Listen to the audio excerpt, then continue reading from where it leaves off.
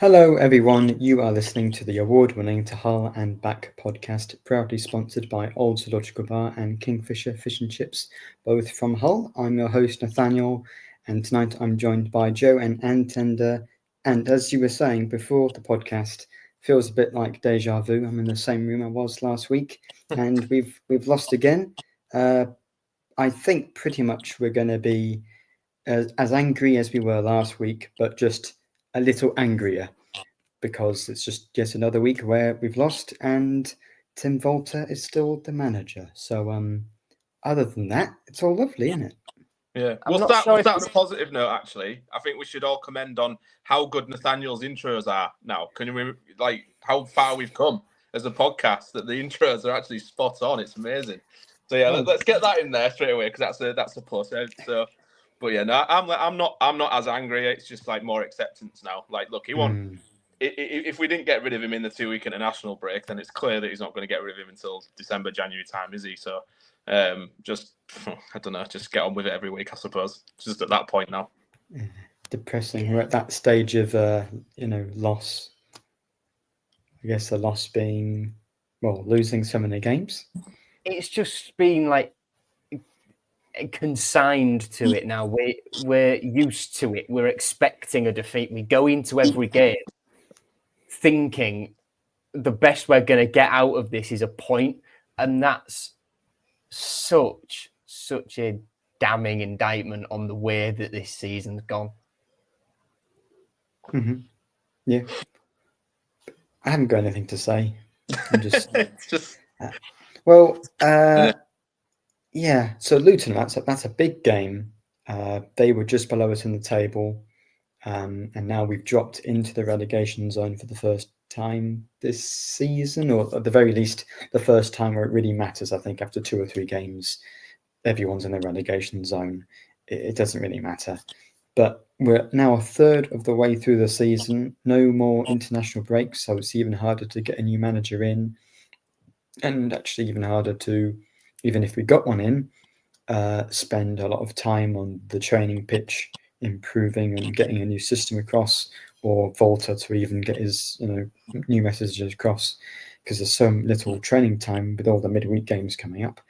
It's a really tough, difficult time of the year where you've got to sort of be really right behind the manager and a real team unit to sort of stay together amongst adversity. And I don't really see that we've got it in us, because I think you can say that the match yesterday, we did miss a lot of chances and we probably should have won, but that is a sort of 6-point game where you need a bit of luck, and when you're down there, you're really down there. Luton basically had maybe 1 or 2 chances and they won. We had all these sitters.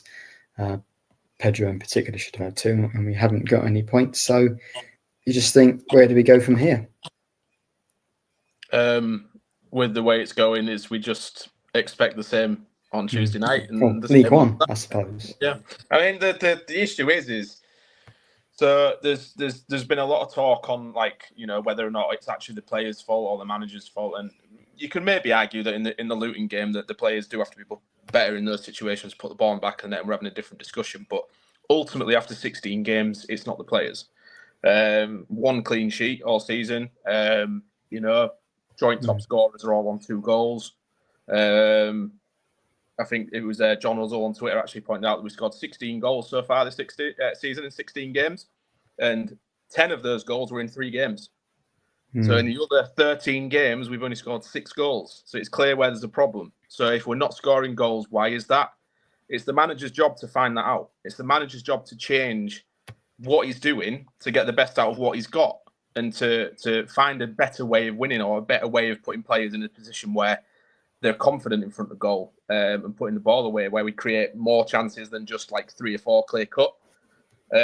Because like someone mentioned in the comments, we don't keep clean sheets. It means we have to score 2 to win a game. We have to score 1 just to get something from the game every time. And it's not sustainable in the Championship. You cannot play that style of football and expect to be successful. It doesn't work.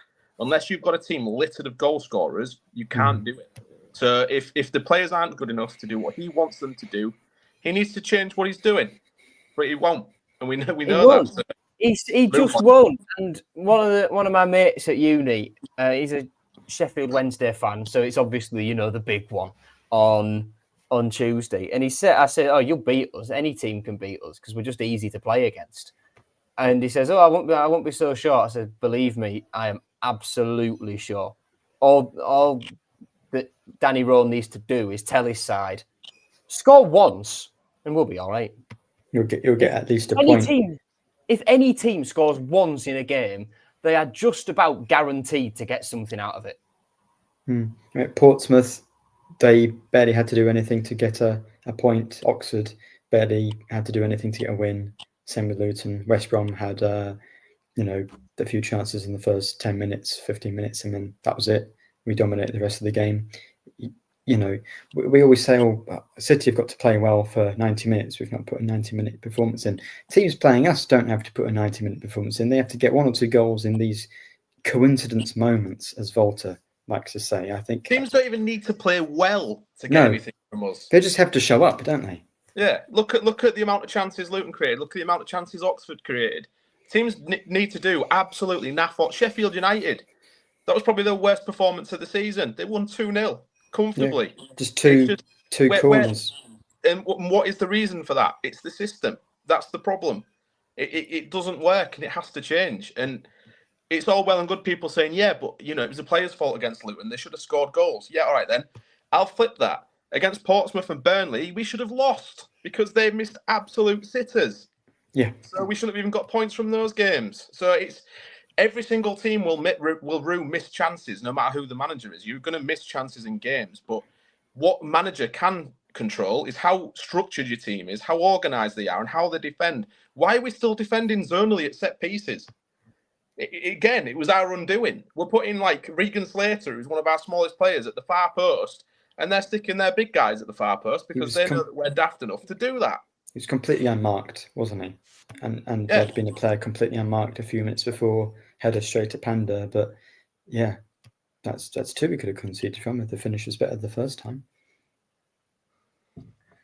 I mean, it's draining being a Hull City fan at this moment in time, isn't it? It's just like, I know Bentos put there, what happens if we do win? It's not, the wording of that is phenomenal. It's not what happens if we win. It's what happens if we do win. Like, the prospect of us winning a game is so alien. And I mean, Monco Man's comment there, sorry lads, but City played through the middle more and they're mixing up with larger balls. Progress is being made and the team's better for it. It's one of those where, and he's saying here, we played for more long balls and played it through the middle. Tim said he doesn't want to play with long balls. Volta literally said he'd rather lose a game than start playing long ball. So we're not. And it's all right saying we're making progress. It's all right saying we're making progress, but we've got no results to show for it. The results are getting worse. If we were making progress, we wouldn't have got 8 games without a win. Yeah. And this is the time I'm going to use to bring up some stats, because I, and credit to Tiger Base and Dan Little, who did the maths on this, have provided. So at the moment, we are 23rd in the league for clean sheets, just one, tied bottom with Plymouth, but we got ours first. Dreadful. We scored 68 goals last season, and we're currently on 1 goal a game, 20th in the league for goals per game. Current projections forecast 46 goals for this year. That's 22 less than last season, and it's probably less because the last few games we've averaged fewer goals. Walter was meant to bring exciting football, and we're going to score 22 goals less projected based on this if the way things are going continue. We are 20th in the league for shots on target per game, 3.5 on average shots on target per game. And that it's a shot conversion rate of 8%. Tim Walter has the worst win ratio since Jan Molby, the joint worst with Leonard Slutsky in managers that have managed 10 games or more since moving to the Kingston Communications, KC, KCOM, then MKM. Walter's first 16, won 3, drawn 6, lost 7. Mark Haitley's first 16, won 2, drawn 2, lost 12. So the wins, they're really, really not that dissimilar. And if we take Tim Walter's first 16 games in charge and then apply that to match up to the 76 that Hateley managed, Walter, if you do the maths on it, would end up with less wins than Mark Hateley. Grim. Mark Hateley regarded as probably the worst manager in the club's history. It's like what Bentos said earlier. What happens if we do win? The problem is that every fan wants to see us turn it around. We don't want to see us lose games, even if it means getting rid of Walter. No fan actively wants their team to lose. I don't want us to lose on Tuesday night to Wednesday. No, I don't want us to be in the bottom three any longer than we have to. Getting rid of Walter, I don't want us to lose that game. But the problem is, if we win the game, like, do we see it becoming a run? Can we put another run together and win? I just don't see it. What's more likely? Us winning a game, not winning again the rest of 2024? Because do you know what I mean? This team just doesn't look. Yeah, that's what I mean. But it's this team looks like they're struggling to do what he wants them to do. They look like the roles aren't clear. We're sloppy. We're giving the balls away. Puerta, I think, was really poor against Luton. He gave the ball away countless times, leading to counter-attacks. It really shocked me he started, because Walter's got this thing where whether it's Miller, Palmer, who have come back 2-3 days before a game from international duty, he hasn't started them. Yet Puerta came back in on the Friday and he started him on the Saturday. Well, why are we playing Kamara on the left-hand side? Oh, that was the craziest thing. I kept saying, the positive for Balumi being injured is that Kamara, who was maybe our most exciting signing on deadline day. He'll get to finally play in his favoured position because he's clearly been very bad on the left. And he played him on the left again. To accommodate Abdush on the right-hand side, who wasn't even a winger. Sort of woeful this season. Bad season. Not even a winger anyway. And on Monco Man's comment that you've just put on there, Nathaniel, watch opposition vlogs after our matches. They can't understand how we're down there and feel their team was lucky. They see Hull City without the emotion, but they also don't see the mess that was the summer like we do. They also don't see Tim Walter pre and post every game. And they're not informed enough to see it how we see it. Like, we can make one-off judgments on every team we play. But when the pattern is we're losing, when we've not won in 8 games, then no matter what opposition teams and fans think about us, like Bentos says there, it means nothing. The reason opposition managers are crediting Tim Walter so much is because it's probably because they want him to stay. Yeah, if he's in a job, that's one less team they've got to worry about because they know how to play against him. No, realistically, I don't get this whole thing. So this season, there seems to have been this huge focus on performances. I don't get it. I really don't get it. I don't know if that's just me or if it's anybody else, but we're constantly coming out of games, people saying, yeah, but we played well. Opposition managers, yeah, but they play well. They play really brave. Opposition vlogs, yeah, but they play well. Nice one. We're 22nd. It doesn't matter. We're going down. For 46 games. If we finish bottom of the league, is everybody happy that we've played well for 46 games but got relegated? No, it's the manager's job to get results. Football is a results business. At this point, I would much rather see us play absolutely horrendously for 90 minutes and win 1-0. Because we need the points. We need to start getting. Especially if that's what's happening against us every game. Yeah. Because we're so easy to play against. Teams know that we're going to give them 3 or 4 absolute gilt-edged chances a game. They know that at set pieces we're vulnerable. They know that we're not going to create that many chances, and if we do, we'll probably miss them. Teams are coming. They don't even have to leave second gear to beat us. So it's all well and good they're saying we're playing well, but they're not actually even playing well themselves, and they still beat us. Look at Oxford, look at West Brom, look at Luton. Teams that are in absolute dire straits. Here comes Charity Tigers, and then we start their season again. So what we doing? We're coming out of games saying, yeah, it's all well and good. We've not won in 8. We're sat in the bottom 3. But at least we're playing well. Good stuff. Cheers. I don't get it. Danny's comment there about toxicity, I don't think it'll be toxic at all unless we start getting battered. Because I think for the most part, it's exactly that. People are just bored. They're bored of hearing the same, oh, yes, well, we play well. And, we've just got to take our chances. Pressure's a privilege. We did good, but can do better. People are just resigned to it. Bored of it now. We're resigned to the fact that Tim Walter is going to stay regardless, because Adjan doesn't want to admit he's made a mistake and he wants it to work. Exactly that, John. Apathy is set in. The fans now are apathetic to Walter. And, you know, it talks about, we talk about like, I've forgotten what I was going to say now. That's a fantastic point to make on a podcast, Joe. It's, you know, the fans are applauding the players and they can see the players are giving it a go. That you're doing, to be fair. But like, Walter, like the fans simply couldn't care for him. He's not endeared himself in any way. No.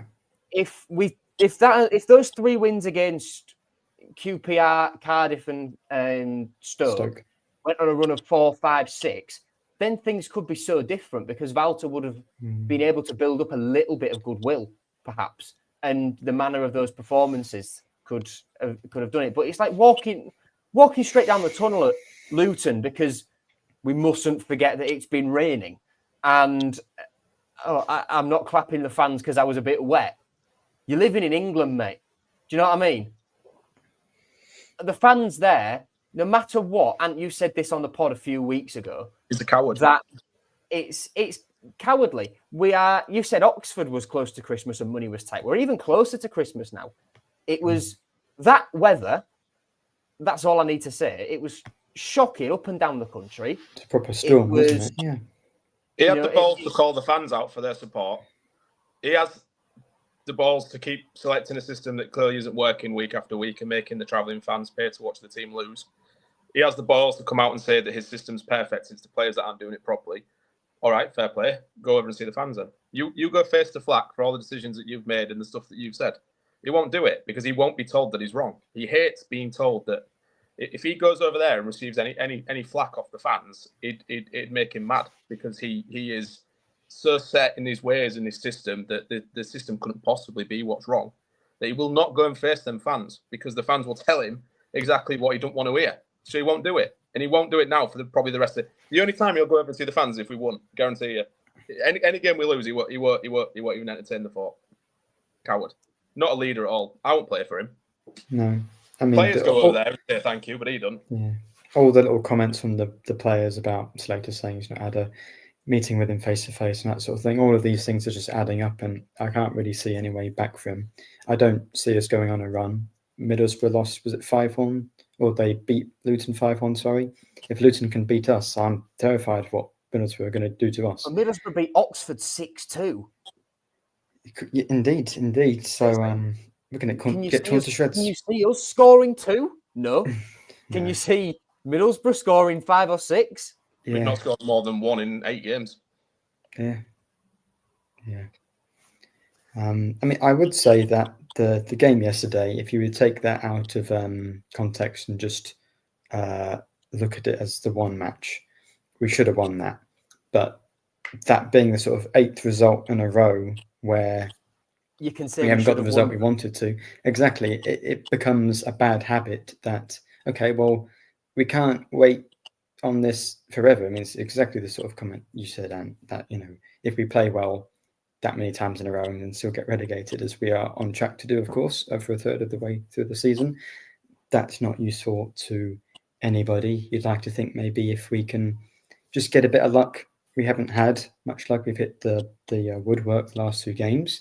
But I think you're at the point now where even if part of you thinks, oh, maybe we should give Volta time, it's not worked up to this stage. He's not got any goodwill with the fans, and sometimes you just need that new manager bounce. That's the only sort of bit of luck and sort of optimism and motivation you can get, because I think he's probably lost the dressing room. I don't know whether the players are, you know, really committed to him, and I'm not sure whether we've got the quality to score the goals we need if our defences are open.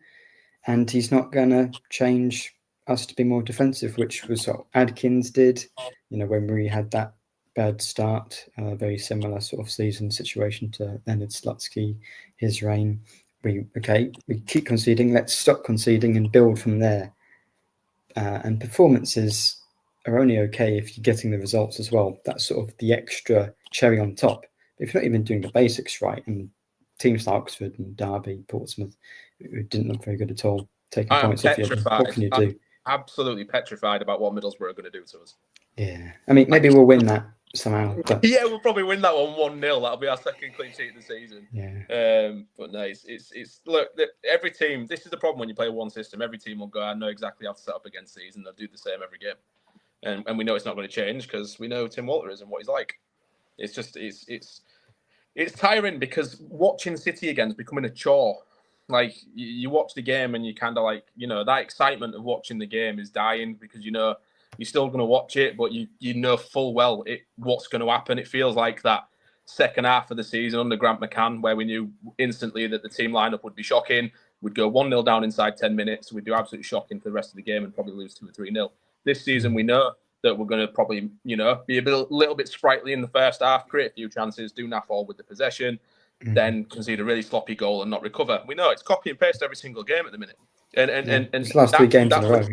It gets tedious because when we know what's going to happen and the people in charge, i.e. Tim Walter, Adjan, don't actively see that and want to change it, you sit there as a fan going, what the hell is going on? Because everyone else can see it.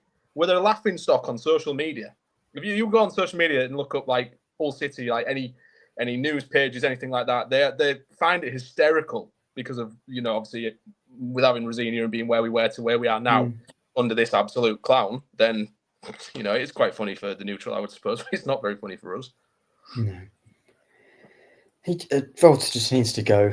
He needed to go a few weeks ago, and I just, we had the rumor about Schumacher, but I just don't see that if we don't beat Sheffield Wednesday, he'll have to go then, but he won't sack him then. When does he sack him? April? I said this last week, Nathaniel. I think he'll give him till January. I really do, because he's brought out all the excuses for him. Do you think it's the money thing?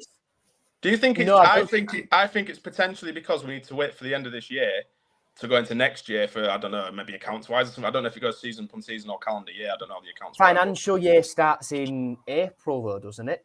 Still apply to football clubs. I'm not sure, but the thing is, right? We've got Adjan's, wheeled out the excuses bag for him. He's whipped out injury crisis. He's whipped out referees, and all of which, like we said last week, could have been said last season. Yeah. To make excuses for why Liam Rosenior didn't get in the playoffs with the team, and he wants to sign another number 6 in January. Why? I mean, if we're going to sign one, go out and get Ethan Erahan from Lincoln. But we don't need one. You watched Lincoln, didn't you, yesterday? I did. I did watch Lincoln and Wickham yesterday, and I said to both of you before we started recording that of the couple of games I watched at Lincoln and watching Wickham yesterday, Michael Scabala at Lincoln and Matt Blumfield at Wickham would be very, very, very astute appointments. And if we're going to go out and get a central midfielder, you go and get Ethan Erahan from Lincoln. We've been linked with him. Other championship clubs are linked with him. So that's one you try and get. But we don't need him. Just because Zambrano's got banned doesn't mean you have to go out and replace him with a first-team player when we've already got bodies in there. Stephen Alzate's not played yet. And he's going to go out and try and get him another striker. He'll probably get some wingers on loan. And we're going to be in a situation last year where, like last year, where we're signing another 5-6 players in January, and we're treating January as how a summer window should be, and treating a summer window as a squad rebuild again. The problem this time round is that we'll probably be in and around the bottom 3, and then when you're competing in the same pool transfer market as every other club in the Championship, how do you convince a player to sign for you when you're down there? It's not like it was last season. You're not going to be able to convince a player to join us when we're near a top 6 fight. When you're down near the bottom 3, or they could go to a team that's up near the top 10, they're going to go to them, aren't they? So, if any players of Carvalho's quality become available again, never on the off chance, not a chance are they going to come to Hull City. They're more likely to go to Swansea, Millwall, Stoke, and any of the other 23 teams in the Championship. It'll just be Leeds, etc. I mean, we allegedly beat leads to the signing of Zaruri and or was it Zuri Giles and Carvalho? But I mean, those sort of players, probably unlikely that it was even rare that players of that quality were available, let alone that they all seem to want to come to us.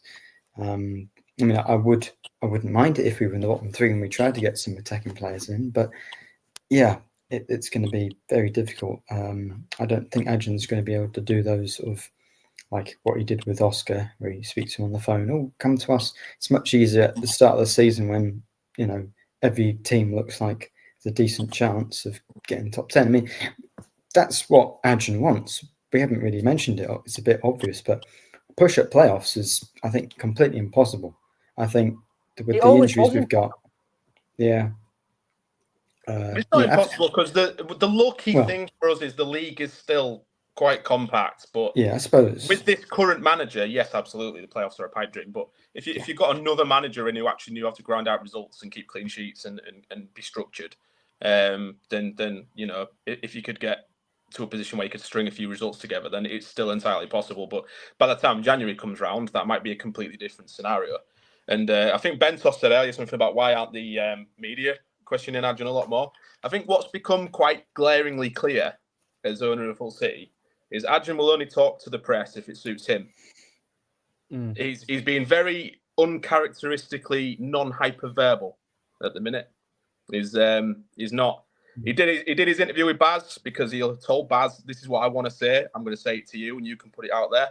And then he's vanished again. And I feel like this is we're seeing a side to Adrian that we perhaps maybe suspected was there at the first point, but he's kind of avoiding any sort of negative question lining that he's not on TalkSport. He's quite happy to jump on TalkSport when he's defending himself and this is why I sacked Liam Rosenia because he doesn't play a very nice system and I want to get excited attacking football. He's all over TalkSport, where is it then? Sky Sports and things, but at the minute, nowhere.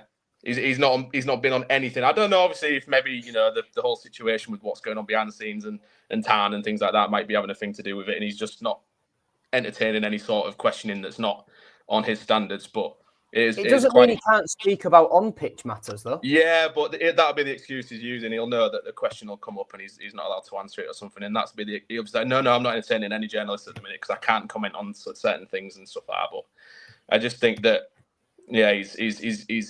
he's one of these who likes to say what he wants to say to the press, and he won't entertain a rigorous line of questioning until he's been proven until he's a bit safer. If Tim Volter put together 5 or 6 wins in a row, you'd probably see him all over. You'd probably see him on Sky Sports, you'd see him on TalkSport, and he'd be there like, yes, I told you to stick with him. But if he loses the next 6 or 7, you probably won't see him again for the rest of the year. Yeah, a few people have said, would we be better off with transfers if Rossini was still here? 100%. Probably.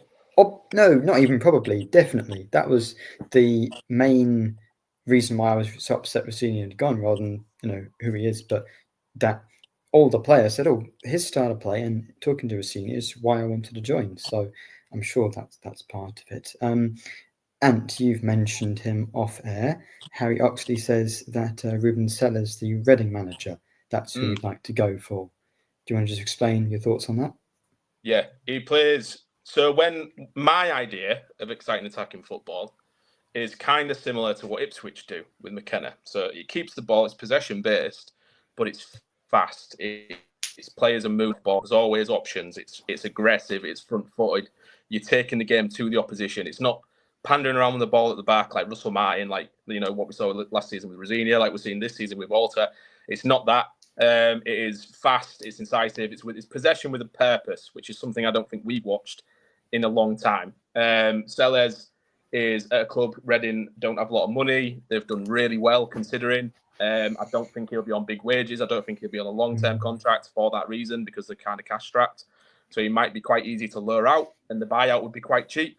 But they absolutely dismantled us in that friendly, and I thought, wow, this is a good team. And they played some really good stuff. And yes, it's a level below, but they're the kind of managers you want to be looking at. Like, every championship team goes for championship experienced manager. Like, you always see the same carousel of managers going from club to club to club to club, and nothing really changes.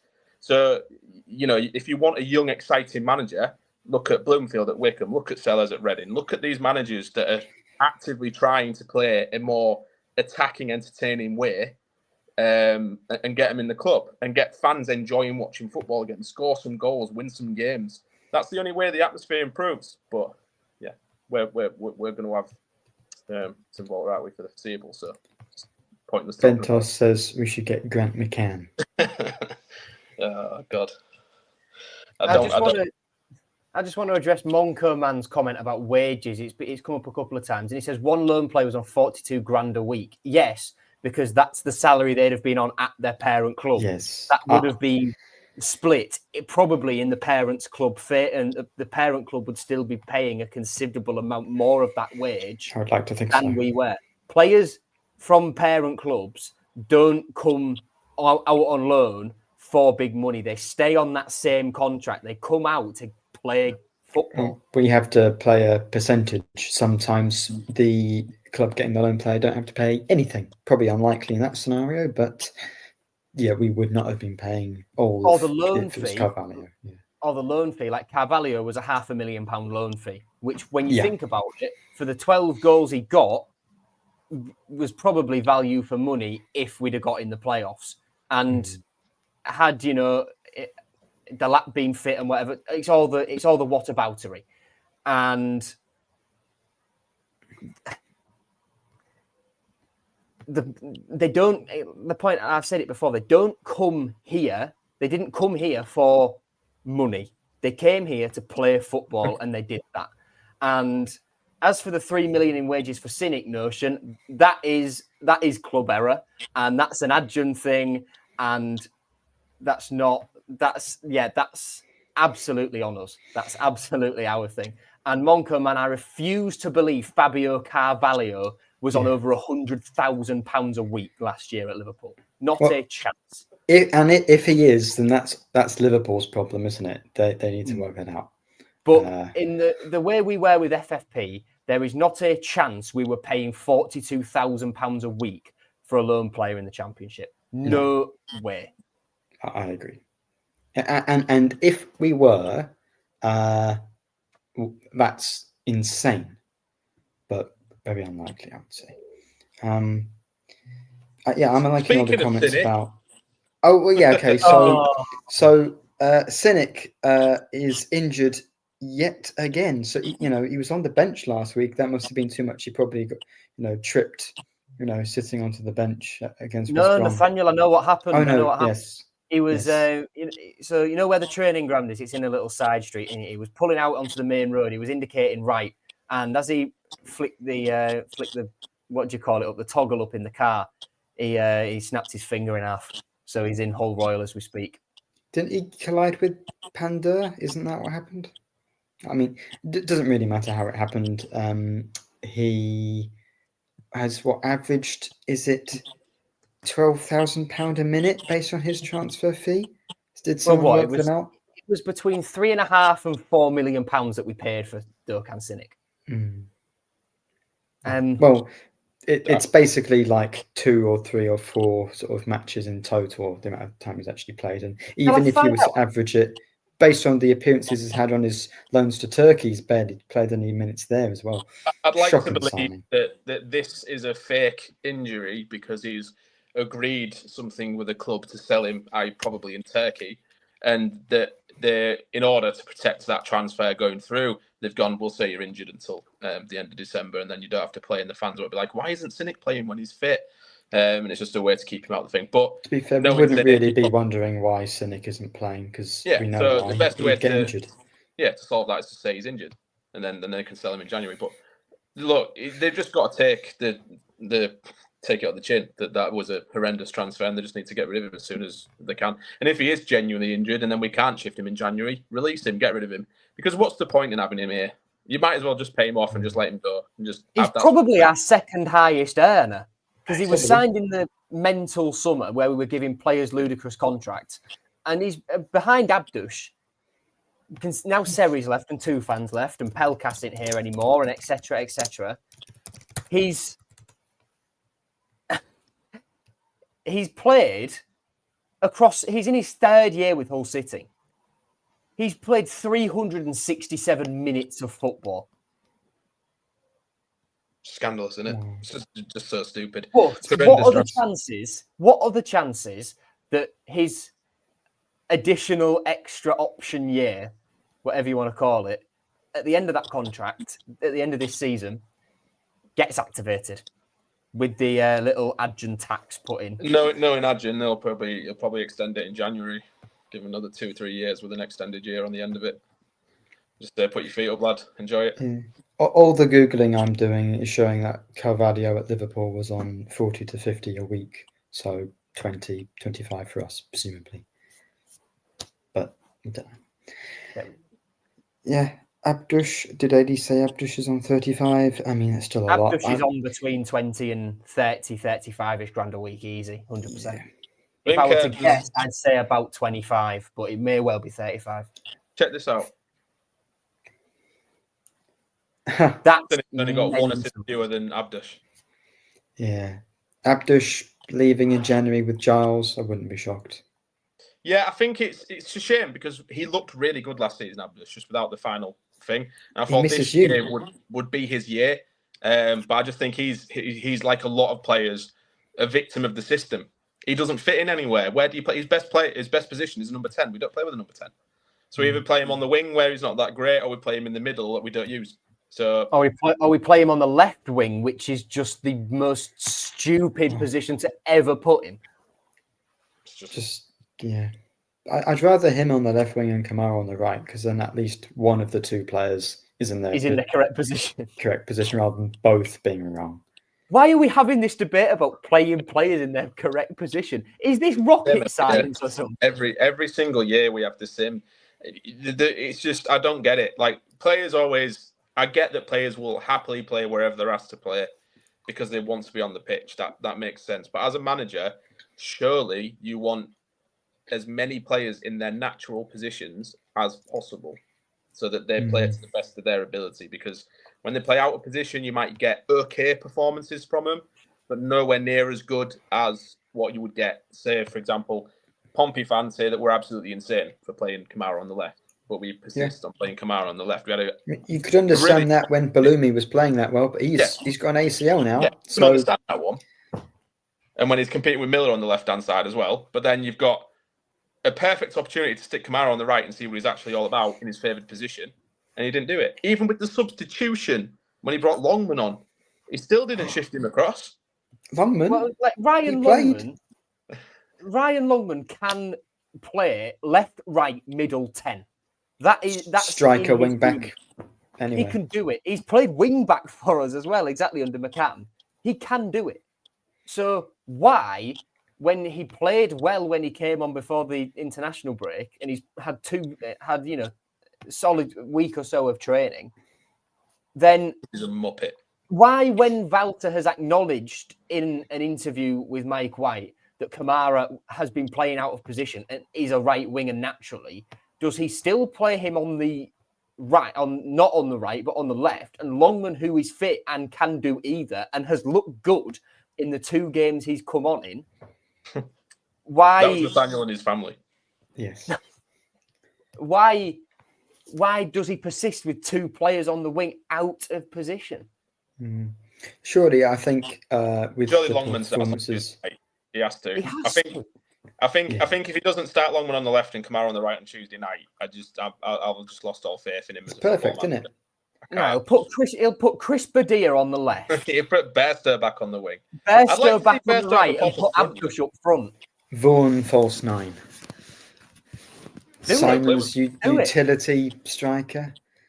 Gosh. I saw someone say put Lotta Thaler in midfield. May as well. And put Lotta Thaler and Rachopi in there. You might as well. We don't use the midfield. He'd just be watching, wouldn't he? Get them They'd some have minutes. the same effect on the game because we don't use the midfield. The midfield's job is to just run about for 90 minutes. Yeah. I mean, it'd get their match sharpness up. Yeah. I mean, Notion 3000, nice name, says that Longman put one horrible cross to the back post. He also put a beautiful cross in for Bedio, which he should have scored. Yeah. Yeah, the Pedro chance came from a Longman cross. No, that was Slater's, wasn't it? Yeah. Kieran, Bedio isn't a football. You can't convince me otherwise. I mean, we're so bad. But we're not. We should have won that game about 3-1. But Harry How obviously many says, times have we said that in the last 8 games? is Fleming injured or is he out on loan? I can't remember. Tyrell. And he didn't play for the... Brandon, I think. Well, the thing is, Brandon's out on loan. Brandon's gone to Doncaster. He's Doncaster. I forgot. For Tyrell, he didn't play for the 21s on Friday night, and I don't know why that is. I can try and find out, but with the 21s playing in York now, I won't see Ty to ask him. So it's a shame. I'll next see Tyrell Sellers-Fleming in March, so I'll ask him then and come back to you. Yeah, the comments about playing drama in left back, I feel like that one's the only acceptable one. Giles is useless, so yeah, because Giles is crap. Our natural left back there is just horrendous. So it's like, do you keep playing Giles, who is a hindrance to the team, or play drama there, who actually does pretty well considering he's playing out of position? But the fact of the matter is that it speaks a lot about Giles's character, that he's been dropped for a right back and he's still not used that as determination to say, what am I doing? I need to get myself back into this 11. And his chance against Oxford, he was the reason we lost the game. So it's just, It's just our luck, isn't it? We spend all that money on Ryan Giles, beat everyone in the league to get, his signature, and he's completely useless, and we have to play a right back there. Typical. Well, I went on a Luton channel before the game, and they were asking me about drama and Giles, and they had nothing but positive things to say about drama. They said that they were absolutely fuming that they couldn't convince him to come back this summer. Thought it was an absolutely outstanding signing for us, that he's just, one of the best fullbacks in the league. They really wanted him. And I said, yeah, he's played really well for us considering he's playing out of position and stuff. And then they were like, all right, so does Giles not play a left back? I said, Giles don't play because he's not very good. And they're like, yeah, well, he wasn't very good for us either. There was like, we kind of feel like we've had our pants down with that. I said, you have had our pants down with that, because the transfer fee we played for Giles and what we've got from him is just, it's shocking. But they did say that, he's quite clearly a wing back. He's better further up the pitch. We don't play with a wing back. We play him at the back of a deep four where he's not very good at one-on-one defending. And then you've got to ask question marks. Why are we signing a wing back to play a left back? So it comes down to recruitment all the time. Why are we signing players to play out of position and not very well? It's just, we have this discussion every single transfer window. We'll probably sign another 19 players in the summer, and no doubt 5 of them will play out of position, and we'll be saying the same thing on the podcast next year. It's just our recruitment policy. Well, Tyneside Tigers comment there. Our defence should be good enough for mid-table. Agree. Our midfield should be good enough to stay up. Yeah. Our forward line's worthy of relegation.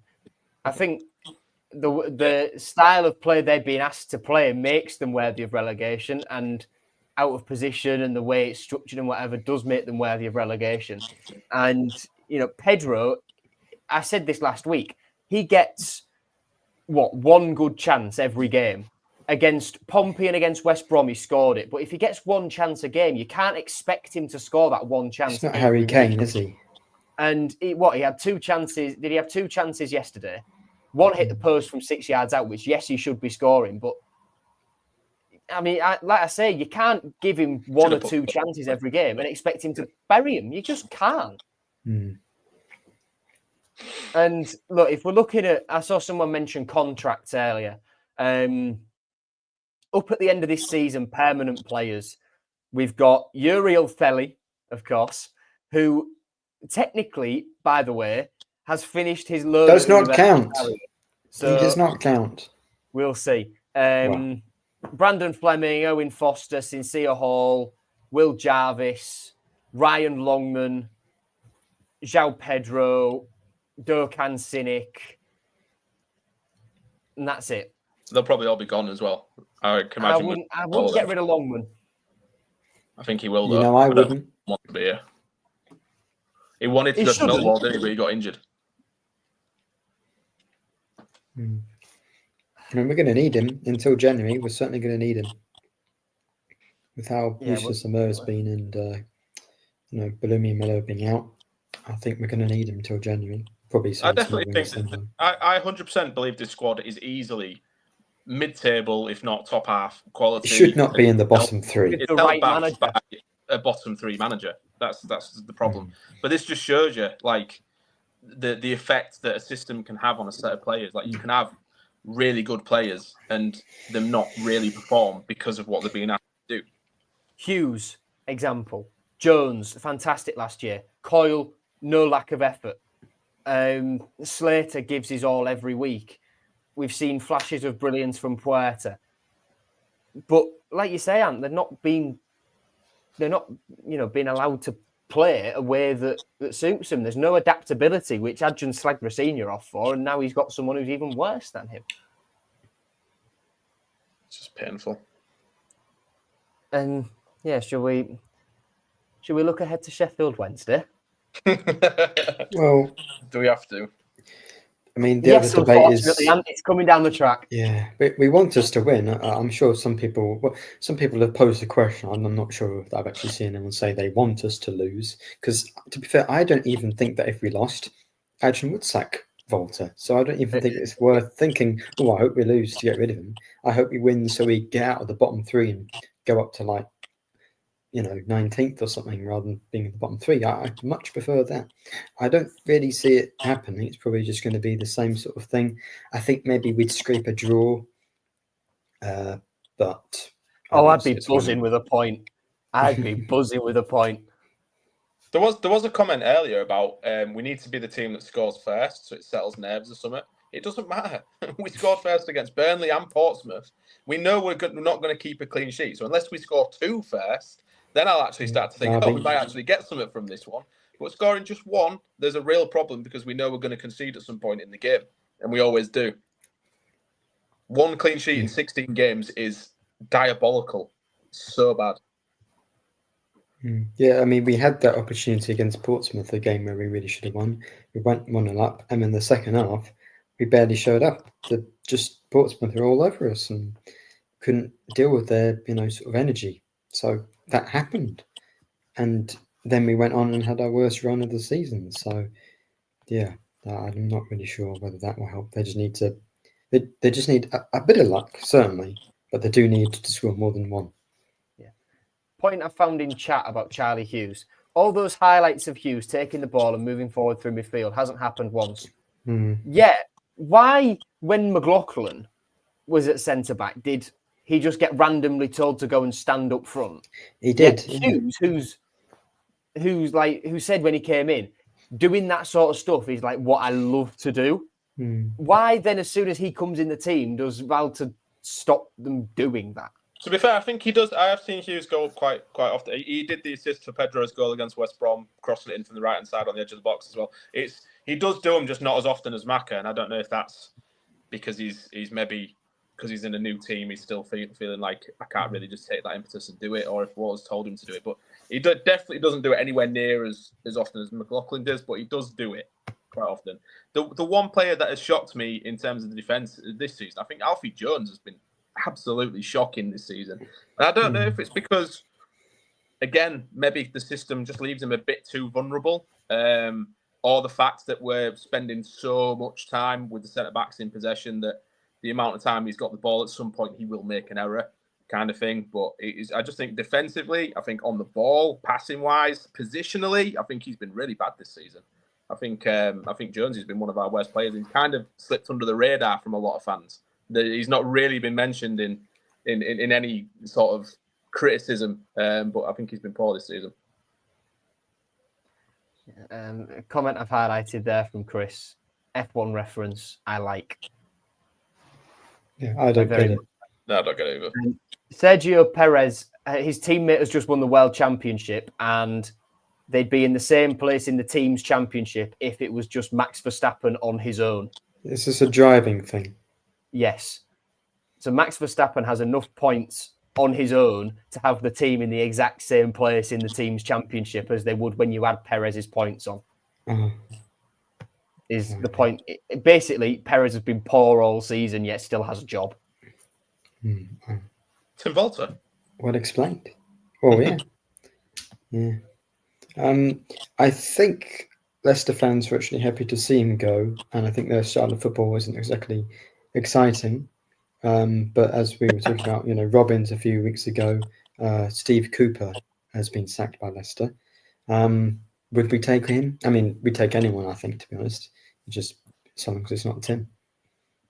I'd take my granddad doing it, to be honest. Yeah, I wouldn't take mine because he doesn't know anything about football, bless him.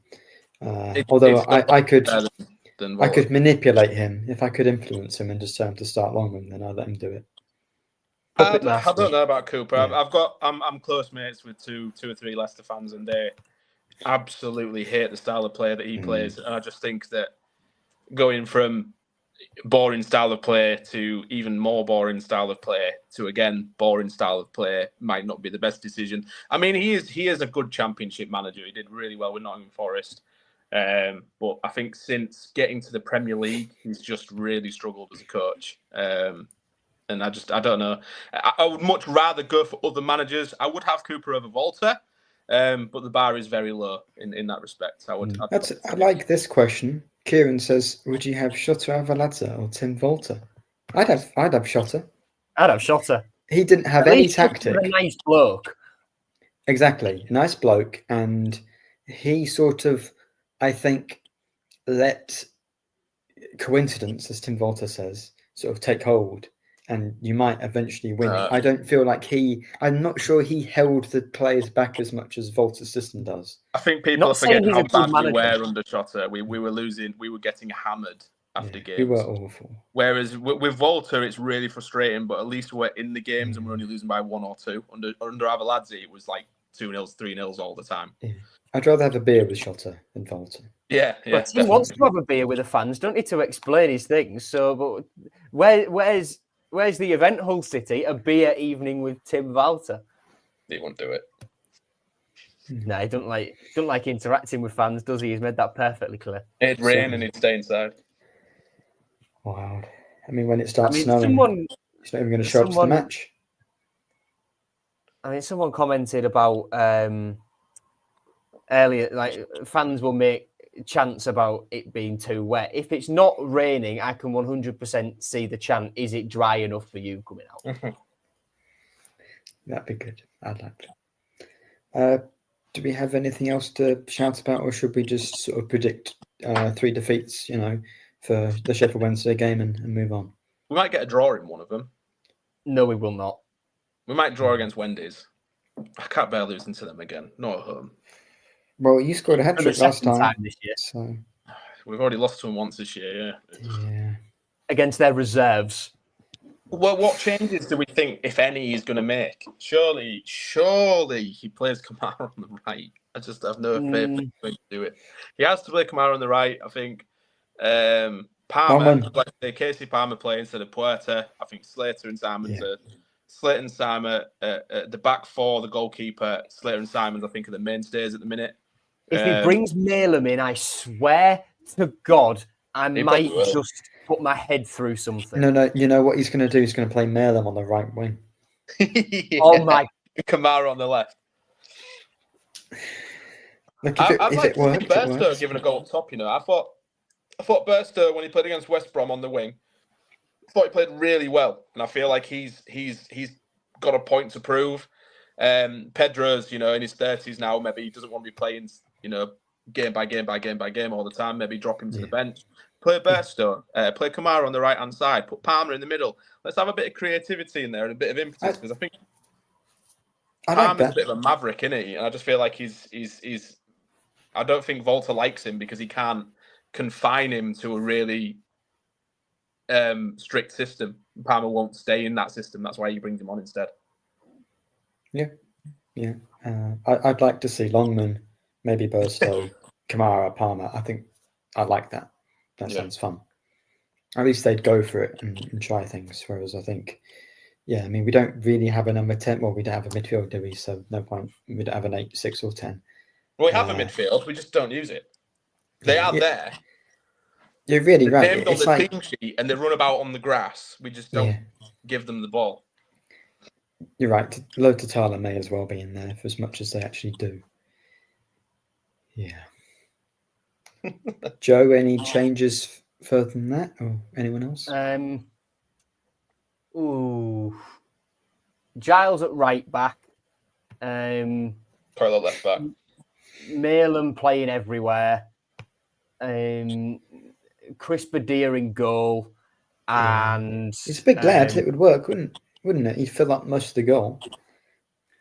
And I reckon it will be. Well, midfield 3 of Panda, Lotatala, and Rachopi. Midfield 3 of Malum, and Malum. Yeah. Our heat map's like there's a minefield in the middle of the pitch. Yeah. I bet it looks like a horseshoe, because what we do is we play it around the back so often, then we go up one wing and it doesn't work, so we go back, we go around the back four and play it against there for 10 minutes or so again, and then we go up the right hand side. So I bet it just looks like a U. Yeah. Oh dear. Dreadful. Well, I'm going to predict an extremely optimistic 1-1 draw against Sheffield Wednesday. Wow. That really is optimistic. I'm going to predict an extremely optimistic 2-0 defeat. Oh, lovely. And 1-1. I think we'll lose 2-1, but I just really can't lose into them again at home. It's got to be 1-1. We've got to get something from it. well, we certainly 1-1. don't have to get. We take the lead as well, and then they pick us back in the second half with a really soft goal. Yeah. Probably a set pick. Sounds about right. Probably Josh Windass. Someone like that. Just please God, not Barry Bannon. I could not take that. It'll be Josh Windass. He'll score an absolute screamer in like the 89th minute, take his shirt off and run the length of the East Stand. Yeah. Gosh. No. Yeah.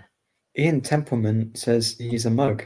Predicts 1-0 City win. I mean, if you're predicting us to win, I'm sorry, Ian, but you are a mug. You said predicting a win is fair, but a clean sheet? Are you crazy? Oh, that's a good point. Yeah, good point. 2-1. Maybe Ian change that to 2. Yeah. Anything else to mention, or shall I wrap it up? We're on Blue Sky. If anyone wants to follow us on there. I've reached 100 followers. I'm very proud of that. To be honest, I should be on it. Yeah, that's because I've been around for like a few days longer, I think. So yeah, there's Blue Sky. There's the Discord server. If anyone wants to further rant in a chat fashion with other City fans in the Discord server, it's a bit less abusive than the old X platform and Facebook fans forum and stuff like that. So you're welcome to join that. Just click the link on the pinned tweet on the account. Other than that, I ain't got nothing else to add, I don't think. Yeah, Chris says, have you applied for the halftime game, Nathaniel? Are you a member? I think you can only be a member, can't you? I've applied. No, exactly. So, how had they improved the halftime thing? So instead of having 3 efforts from halfway line, you have 1 from the edge of the box for a signed ball, 1 slightly further for a signed shirt, and then 1 from the halfway line for the 10 grand. Thank goodness, because that would have been impossible. And they don't even let you wear proper boots. Crazy. So yeah, that sounds good. I was actually on a cruise ship listening to the game. Joe, you best have signed signal. I absolutely will not be signing up for that. I want to see you slip on the halfway line one. Oh yeah, I would slip 100%. That's why I stand at halftime and have a beer instead. No, I've applied. I'm quite optimistic that I could get the signed ball. The other 2 not so much, but the signed ball. You get what? Is it 3 shots at each? You get? No, you get 1 shot from each direct. So you get 1 on the edge of the box, like on the 16-yard line for a signed ball, then 1 slightly further out for a signed shirt, and then 1 from the halfway line for 10k. So you could get all 3. If you hit the bar 3 times, you would get a signed ball, signed shirt, and 10k. There's no chance anyone's winning 10 grand. Nah, no one's hitting the bar from the halfway line. Imagine the FFP hit if someone wins it. It's insurance. It's insurance who pay out. That's why it's so difficult. Because at least with the first 2, the club have got to lay the prize out, and the insurance have made it so difficult, so they don't have to pay anything. But yeah, I mean, we haven't even got a good half-time game this year. We haven't even got that to cheer us. What happened? Half-time games have been garbage for years. I've enjoyed it. I like seeing people slip on the grass. It's funny. Yeah, I've not seen anyone slip. They've just sort of don't. It doesn't even reach the penalty box. Before it hits the ground. It's get whoever it's the bar from the halfway line at the starting 11 at this point. Absolutely stick them up front. Yeah. Can't sack Volta. Someone won the half-time game. Yeah, haven't got the money. Yeah, they'll get booed if they hit the bar. Yeah. Sorry if I sound cringe, but all the comments we have, I think we get some great comments. So we really appreciate that. It makes it a whole lot easier because I've only written like 3 things on my notes. We lost, relegation, ! And cynic. That's all I really. I used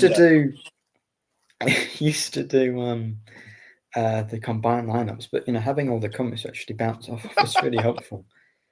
The only time you see someone who's the ball in the middle. Oh God! The halftime game has brought us joy in this episode and this run of results. Bentos says it should be a halftime Royal Rumble. Yeah, that would be fun. It's apt. Gosh. So yeah, so none of us have predicted a City win. There was some in the comments. I'm glad that there is optimism around. Good. Nathaniel has become a parody of myself. I think I've always been a parody of myself, to be honest. I channel as much Alan Partridge as possible, I think. So, yeah. If we win, I will do a combined lineup. So, wow, what a reward! Yeah, as a special treat, I will do one. Yeah. Chris Gilliard, I'll be sure the crossbar challenge isn't a scouting exercise for the number 6. Could be but then we don't want to play long ball, do we?